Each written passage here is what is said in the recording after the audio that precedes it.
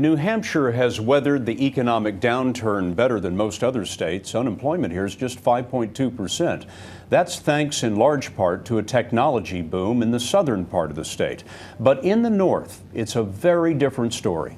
Told tonight by Nancy Cordes.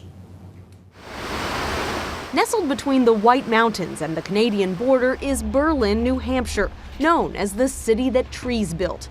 10,000 people live here. And ketchup. When Nancy Malone was growing up, Berlin was a thriving lumber mill town. It was booming. The houses were full, the streets were full, the restaurants were full.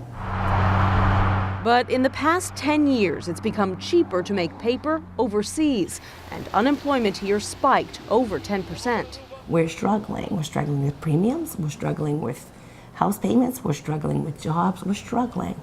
This river used to be lined with paper mills, but just about all of them have either shut down or been destroyed, taking with them thousands of jobs, residents, and a sense of stability. I make 1/3 of what I used to make, and I'm working 25 hours a week. Former mill worker Louis Cody wants the presidential candidates to know what it's like to work part-time and try to pay a mortgage. Romney, Huntsman, and Paul all visited Berlin, but just for a few hours. They don't know the little guy. They've never had to live like the little guy. I'm sure that their houses are worth a lot more than $100,000, every one of them. The city is trying to reinvent itself. A new federal prison is about to start hiring, and an old mill is being converted into a power plant fueled by discarded lumber. So when these undecided voters went to the polls today, there was more at stake for them than just a primary horse race.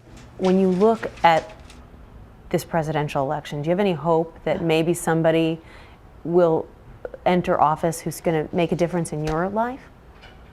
It's a very strong hope. It's not a hope, it's a prayer. For years and years, my wife and I made plans because I could see what this place could be.